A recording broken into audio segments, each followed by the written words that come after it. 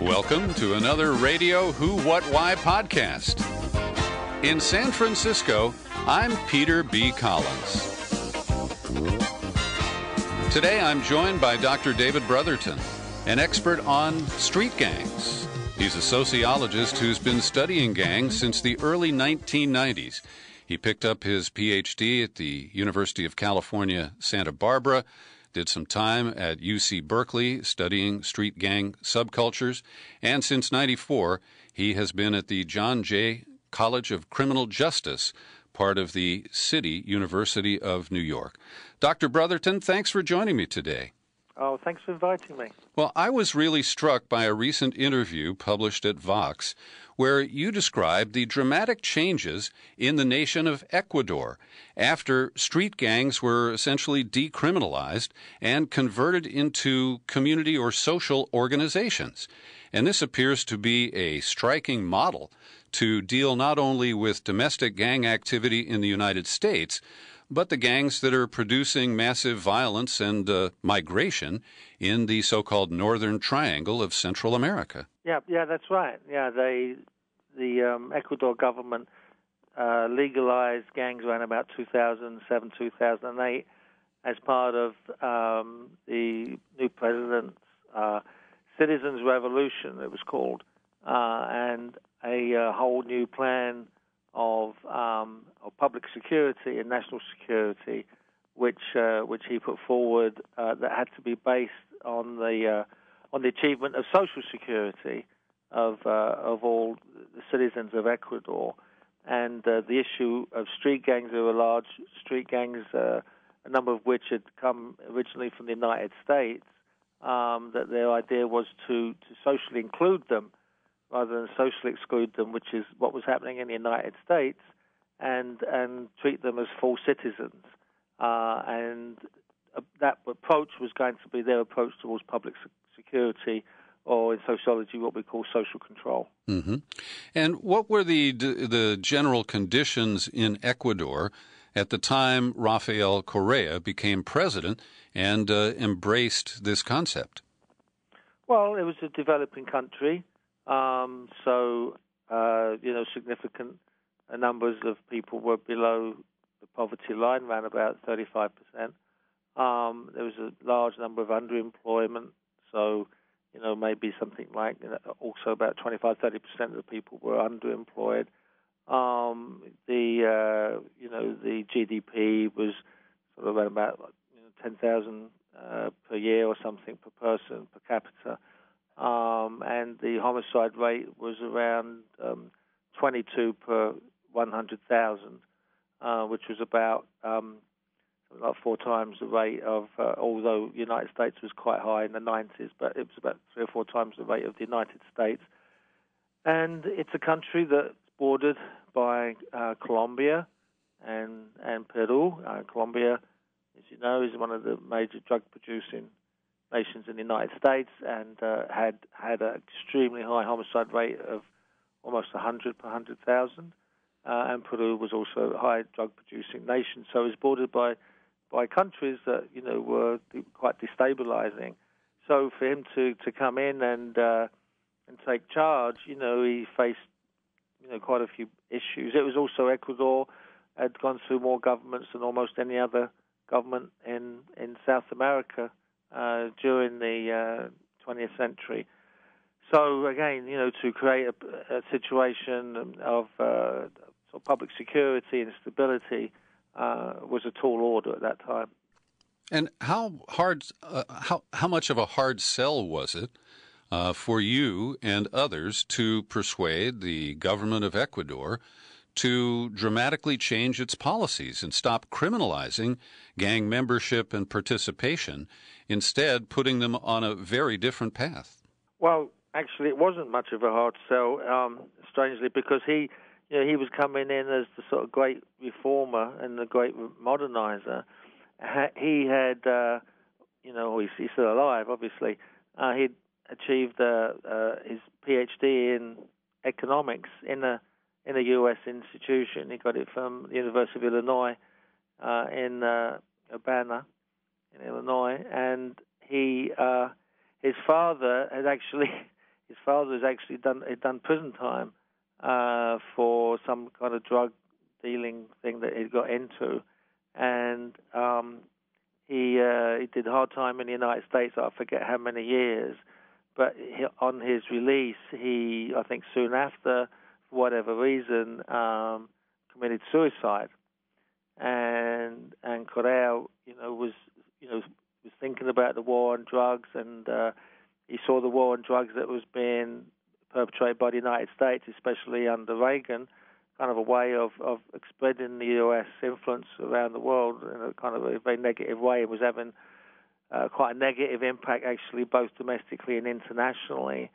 And he wanted a policy that would go against that kind of U.S. export of repression, and especially gang repression that was actually leading to the prison industrial complex. And he saw that as a destabilizing set of policies, and he wanted to do something completely the opposite. So when his advisors and people who were influential in his political party, what happened is that they had come from places like Spain and Italy that had also toyed with legalizing gangs in Barcelona and in Genoa, Italy, and achieved a great deal of success. And it seemed like the crime rate among the gangs and the conflict rate among gangs decrease. And they said, well, why don't you try this idea? And he went for it. And I don't think they ever realized how long it was going to last, or it was going to be more than a couple of years, and just try it out and see what worked. But it worked. It went, it went quite smoothly, actually, in the beginning phases. And also reaching out to these groups, saying, like, come on, work with us, work with the government, gain legitimacy, gain validity. I'm not sure they thought that the groups were going to respond in that way, but they did. And, so it worked out incredibly favorably, probably against most people's intuition. Now, Dr. Brotherton, I'm just trying to imagine this against the backdrop of how things work in the United States. And if we attempted this kind of policy here, first the law enforcement and the criminal justice powers would push back and say, oh, no, this is a threat to our safety, and we can't take the risk. And on the other side, members of gangs would have a hard time trusting the various agencies that have been arrayed against them and pitted against them for years. And so how did confidence building develop where gang members would put down their guns and accept the assurances of the government that they could switch to becoming community-based social organizations without reprisal? Well, it also what happened kind of almost the same time was that they carried out a national police reform. What they did is they purged a lot of the police officers that they saw as being corrupt, and basically on the take, or had violent histories, and they got rid of them. There was quite a large percentage of police officers left the Ecuadorian police force, and they were trained in that kind of paramilitarized way, not actually so dissimilar from the United States. And to replace them, they set up this whole new kind of branch of the police force, which was very significant, called the community police, Policía Comunitaria, and they trained them in a completely different approach to social problems. They trained them in kind of non-violent responses to problems on the street or problems in the community. They lengthened their training. I think they doubled actually police training, and then over time they significantly increased police wages. They went up like 50-60%. To try to dissuade them from taking bribes, or forestalling the necessity of taking bribes. So that was happening, and then what they did was that they kind of integrated a number of different ministries in the whole project of the gang legalization thing. Now, they worked with three major gangs, right? They first worked with this very large gang that came from Chicago called the Latin Kings and Queens, and then it went from Chicago to New York City and then to Europe. And that was it was a huge group. And then he worked with another group called the Nieta, which is a group that originally came out of Puerto Rico, the prison system, and then came to the U.S. mainland, which was large. I mean, both of these groups, they're large groups. You're talking about 3,000 to 4,000 members in each group. And then they worked with an indigenous group called Masters of the Street that also had about 4,000 to 5,000 members. So these are not small, like street corner groups. These are quite large memberships.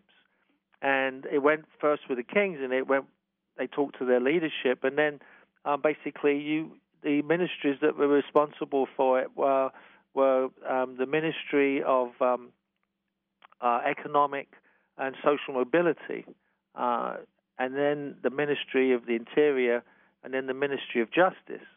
So you had and then the Ministry of Culture. So all of these ministries, were involved, not just, what would be here probably if we did it ever, would be the Department of Justice. No, it was all these other ministries, you see. So they had, what we call a holistic approach to the whole legalization process. So the whole idea was to, convince gang members, what are your issues? What are your problems? It wasn't just about sort of fighting other gangs. It was about employment. It was about schooling. It was about health, access to health insurance and health care. It was about, family, family security and whatever affects the family, community life, all of these different things. And they said, we're all going to be on this together. So it's not just about dealing with the cops, and it's not just about, dealing with the criminal justice system. It's about dealing with all these problems. Well, for a lot of these gang members, this was a sort of manna from heaven. This is what they wanted to hear, that they weren't going to be just treated as crime problems, right? They were going to be treated as, bona fide members of the community. We have all these issues, and because we have all these issues, actually, is one of the reasons we're gang members in the first place. And so it made total sense to them in a way. And then, for the government to say, listen, we don't just want to work with you, right, and to diminish violence or whatever, but we actually want you, right? We want you as full-fledged members of the community, as full-fledged citizens. And if you agree to this, then there are all these other things that that you'll have access to. For example, government grants, government employment, education in universities, and so on and so forth. Mm-hmm. And so over time, they what they promised they gave, and the gang members were very impressed by that, and they they formed these firm relationships. And it was a quid pro quo. Each was believing in the other, and each helped the other to learn about each other actually, and so the whole thing took off, and then it spread. And Dr. Brotherton, were there gun buybacks or amnesty for previously convicted gang members included in this process? No, not at all. It's just that no, it wasn't at all. Then what happened was that say the Kings, for example, they were to establish a parallel organization, what they called an association. So it was called the Latin King and Queen Association. And then they would have a separate structure, parallel structure, and that would be the entity that would negotiate with the government on all kinds of different plans that they had, and the others would do the same. So they had these kind of parallel associations. So they still had their association on the street, and they had their street credibility or whatever, but they had this other association, that worked, parallel with the government.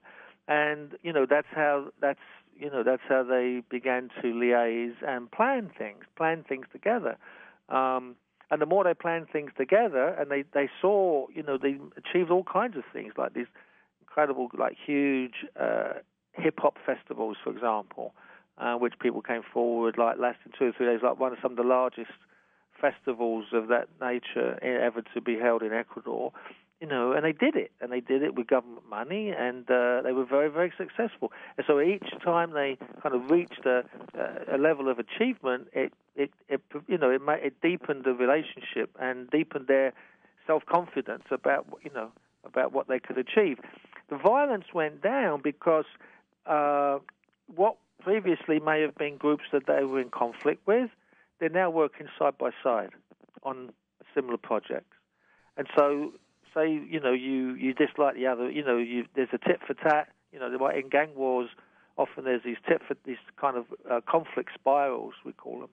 And the other group, be say the Bloods and the Crips or whatever it is, they become dehumanized, right, by your group, right? If you see their colors, you're going to hit at them because of all the things they've done to you. Well, now you're working with people, that you know them on a first-name basis, you have their phone numbers, you talk to one another, you can't dehumanize them. And so that's, was one of the major reasons why the violence rate fell so precipitously, especially in the poorest of poor neighborhoods. And the drop in violence, you told us earlier that the rate before the program began was 22 per 100,000. Yeah. And it was reduced to 5 per 100,000 in 2017. Yeah. That's a huge drop, like 400+% in a 10-year period. Yeah. It fell basically, if you look at the rates of homicide in the in the whole of in South America, for example, the bottom 2 or 3 countries is always going to be Chile, Uruguay, and Argentina, and now it's Ecuador. They're all in the bottom 4 or 5, and they have rates between say 4 to 5, which is very comparable to the United States. Yeah, it was extraordinary, and it went over time. So it's not like if normally if you do a study, maybe 2 or 3 years, you see a dip, right? And you go, okay. And then suddenly it shoots up again, you get a spike, then you get a dip. Well, this went down continuously for 10 years. And the most remarkable thing is nobody noticed it outside of Ecuador. Nobody said, wow, what are they doing right over there? Nobody cared, And then this institute in Rio de Janeiro called the Igarape Institute, which is one of the world's leading institutes on homicide, named Ecuador as having the most sustainable drop in homicide in the world around 2017. And I was in Ecuador at the time, and I talked to working with the Ministry of the Interior, and I said, look, this is extraordinary. Who knows about this? And they basically said nobody. And I said, well, nobody's relating this to the gang legalization process. You're the only country in the world that does this. And they said, nope, nobody's written about it either. So, I got money from the Inter-American Development Bank at that time, and they said, go off and tell us about it. This is an extraordinary achievement. So that's what I did. And Dr. Brotherton, as we look at this today, are the Latin Kings, have they morphed into something equivalent of the Kiwanis Club or the Knights of Columbus or the Veterans of Foreign Wars? You mentioned the hip-hop concert, but on a day-to-day basis, what is their role in the community and what services or functions do they provide? Well, they're more like a quasi-social movement than the than kind of what these other kind of groups you mentioned, voluntary groups. They're a community group, but they're nationwide, and they basically work with some of the most marginalized youth in Ecuadorian society. Kids, maybe pushed out of school, kids from extreme levels of poverty, and so on and so forth. They give them a sense of identity. They call themselves Latin Kings, so it's obviously about pride and sort of dignity and self-respect. And they pick up these kids, young people, 16, 17 years of age or older, they kind of appeal to them. They appeal to them on a number of different levels. And they join, and they, there's certain rules and regulations they have to abide by, and a lot of it is giving back to the community. A lot of it is about discipline and the discipline of yourself and keeping yourself in good straits, physically and mentally. And also, so these are kids, would not, necessarily finish school or certainly wouldn't have any kind of aspirations of going to college or anything like that, would be lucky if they could get a skilled job. Well, strangely enough, by joining this group, and having these access to these kind of government programs, but also having access now to universities. We work with one large university in Quito, for example, called the Catholic University. And they've been working with these guys now, for at least 8-9 years. And currently there's like about 200 members of the Latin Kings and Queens enrolled in the university in academic and professional programs, learning the culinary arts, graphic design. One lad just graduated with a bachelor's degree in sociology, of all things. These things are unheard of, in a kind of prototypical gang membership career. And now it's kind of the new tradition, the new norm. And so, it turns the whole, our usual stereotype on its head. And it shows that, that these groups who, again, are seen as kind of the breeders of mayhem and violence and drug dealing and whatever, their strengths of collective organization, of kind of loyalty for one another and all that sort of thing, can be turned in a positive direction. Kind of this is proof in the pudding. The other thing, which is terribly important to understand as well, that, as I say, the Ecuador is bordered, by countries. These are major cartels in these other countries, right? And these cartels would love to get a foothold in Ecuador because then they have access to the Pacific Ocean, and you can get your drugs straight up the coast to Panama and then into the United States. Well, the cartels, don't run on their own. They run on recruiting precisely from these kinds of youth, poor youth without much of a future. Come and join us. You can make $1,000 a day, right? It's a very seduction, right, from the cartels. Well, what's happened is that these groups, by keeping these kids involved, and out of kind of the drug trade, as it were, has denied the cartels actually the kind of recruitment that would allow them to be as established in Ecuador as they are in Colombia and Peru. And that was precisely what the former government, the Correa government, was also understanding. The biggest threat, one of the biggest threats to its revolution, if you like, would have been the cartels, because if the cartels were in there, the game's over, right? Because the bribery just buys off any kind of democratic process. And so, it had so many benefits, apart from declining violence and so on and so forth, helping sort of progressive measures to achieve social control. It also stopped the cartels, spreading their political economy elsewhere and their brand of mayhem. And so it had many, many different kind of consequences that I don't think they saw immediately, but as the process wore on, they could see the benefits on so many different levels. Dr. Brotherton, as you described the transformation of the Latin Kings and the other gangs in Ecuador, I'm reminded of an event I attended recently at Sonoma State University. They did a screening of the 1979 film set in Los Angeles called Boulevard Nights. And it depicted the lowriders and the gangs that were active in L.A. at the time. And it was fascinating because all of the people who attended were, some of them are grandparents. And they talked about the transformation that happened here, where in the 70s and 80s, lowriders were considered thugs and gangsters who had to be, tracked and prosecuted and locked up. And that over time, lowriders became, the whole activity became much more of a family practice as the lowriders got married and had kids. And over time, these people are now pillars of the community, and they have fond memories of their early days.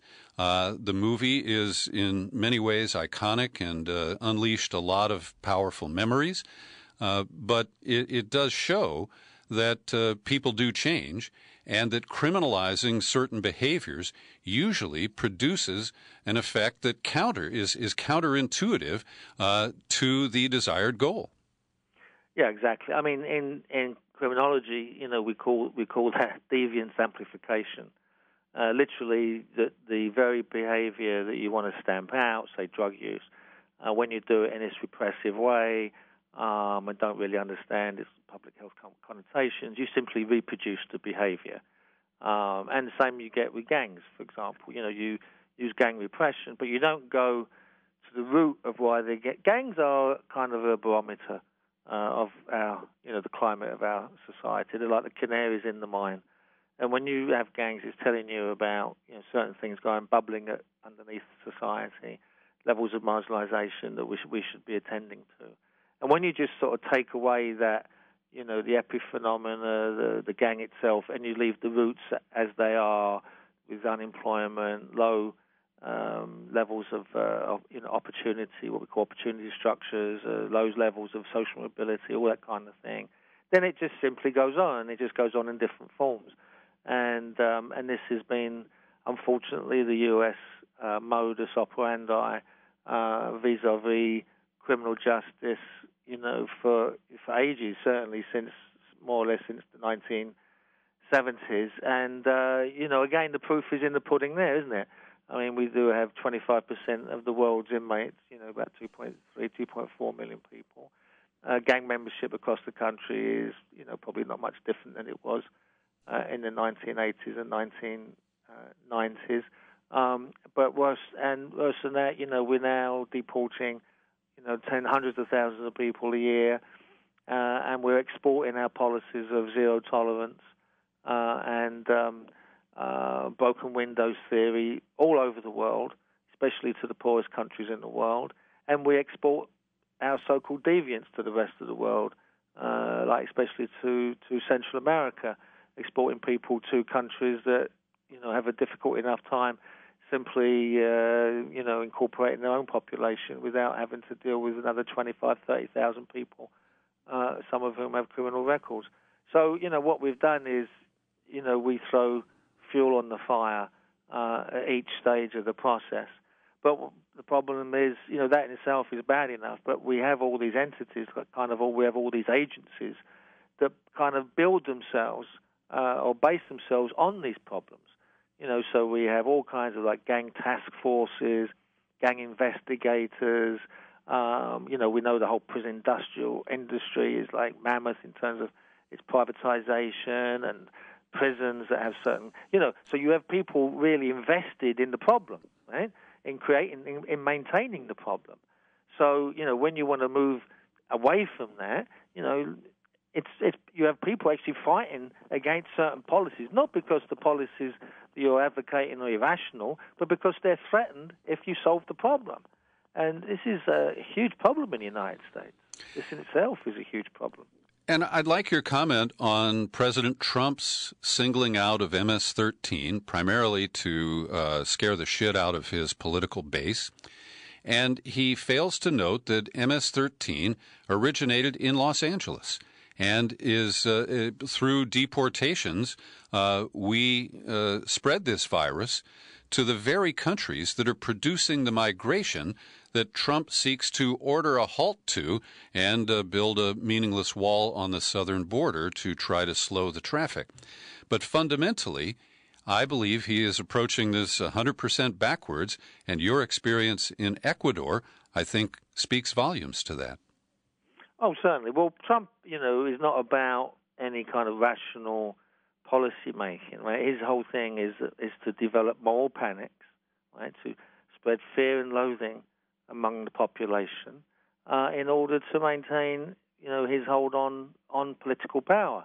The least thing he wants is a rational policy to solve people's problems. What he does, and through him and through his information agencies, such as Fox News and others, and the whole Republican Party now, really, is to use these young people, whether they're in gangs or not in gangs, with Latino, as kind of pawns, in this larger political play.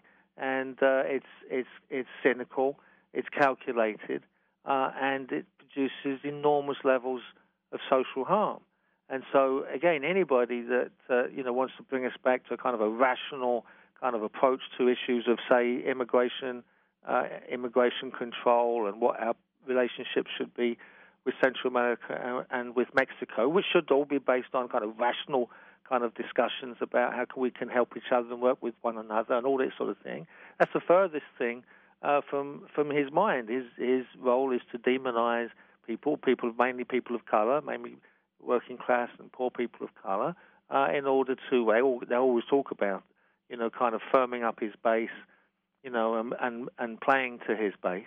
But that in itself, is, what base is it? Who are we talking about, the base? Well, again, really we're talking about a lot of people here are suffering from, high levels of anxiety. People living in a very precarious economy, and, where they feel threatened. And as we know, in society, when you feel threatened by, one entity, it's really easy to blame, scapegoat and blame another entity, and that makes you feel better. And that's kind of where we are at the moment. We're in this terrible kind of, we're going down continuously in our levels of civilization, the way we treat one another, and it's becoming the norm, and it's very, very dangerous. Finally, Dr. Brotherton, as we're speaking, there is a new mayor just been elected in Chicago, which has the highest level of street violence and the highest murder rate in the country today. And it's fascinating because most people are focused on the identity politics that Lori Lightfoot is an African-American and a lesbian. But she is a former federal prosecutor, and she did the investigation of the murder of Laquan McDonald. Right.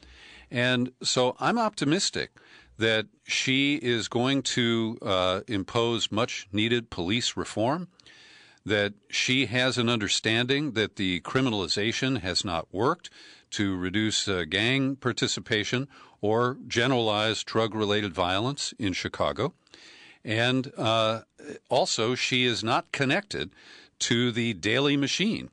And that, in many respects, propelled or perpetuated the kind of structural problems that have allowed crime to fester there. So I'm curious if you have any observations about Chicago or any of the optimism that I just shared. Well, sure. One of the first things we have to remember that the Daily Machine, Daley himself, came from the Hamburg street gang of the 1920s and 1930s. It was a white gang in Chicago. It produced all kinds of aldermen in Chicago, right? But, the white gangs, most of the white gangs in Chicago kind of died out because, the whites, white ethnics, they had pathways of social mobility, right? They became cops, they became, members of the fire brigade, or they became politicos, or, there was a movement out. But, the gangs from the, black community or from the Latino community, they were cut off from any kind of real social mobility. And we know what the end result has been. And, Chicago is probably the most segregated city in the United States, with incredible levels of disinvestment on the south side of Chicago, large African-American community and so on and so forth. So, again, back to, what I'm saying is you've had gang wars in Chicago for, quite a long time. But these are mainly kind of wars. There are some white gangs like the Royals, but most of the gangs are gangs of color, living on top of incredible levels of marginality and kind of futurelessness, really. Those are the issues, right? If Lori Lightfoot can, get us to a position where we can talk about, where do these gang conflicts come from? How have they been treated or mistreated? Why have the police, behaved in such a brutal manner for such an extraordinarily long time, despite all the promises of reforms? Why has it been so difficult to get any kind of accountability? What is this police machine? Who is it responsible to, and so on and so forth? If they, could, shine lights on that and get us to a place of some kind of rational discussion about these things rather than hyperventilating over the threats of gangs, then we'll probably go forward. And I think that again, gang truces. We've had so many gang truces in the past that has been, and they've done so much good, but oftentimes the process has been cut off because, you get the guys to get together and get the guys to kind of, put down their weapons or call a halt to their incivilities and their kind of conflict spirals. But you've got to come in with these other things, other programs, other investments, to show that, society believes in them and believes what they're doing for the long term. But oftentimes what happens, we don't make good on these opportunities. And in fact, after a couple of years, we say, yeah, we tried, it didn't work. Let's go back to the things we know, kind of a default mode of more repression and more reprisals and so on and so forth. So if she can break that, break that kind of, that kind of predictability of the past and come up with something new and inventive. And, Chicago is an incredibly rich society. We know that a rich city is incredible wealth in that city, but the wealth is not distributed in any kind of rational fashion. So we've got to have those conversations. I think what happens is, what is happening now is that a lot of people, it's fantastic that Lori Lightfoot, got elected and, whether whatever you're black or gay or whatever, but she's obviously a reformer of such, right? And we're seeing this all over the place with more young, especially women, coming forward as reformers of society that people are sort of giving up on.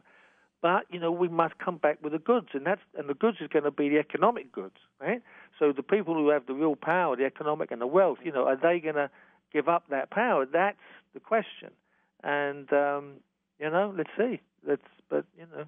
We're in a movement of tremendous transition and change, and obviously we have a very it's a very bleak horizon if we continue with these people in the White House, which are basically the biggest gang in America is in the White House at the moment, and what alternatives we can come up with in very dire times. Dr. Brotherton, a real pleasure to talk with you. Thanks for sharing the experience in Ecuador, and thank you for your critical comments, and also for expanding my vocabulary to include the term deviance amplification. Thanks ever so much, Peter. Thanks for listening to this Radio Who, What, Why podcast featuring Dr. David Brotherton. Send your comments to peter@peterbcollins.com. And if you've got spare change, can you put some in the jar at whowhatwhy.org? I'd appreciate it.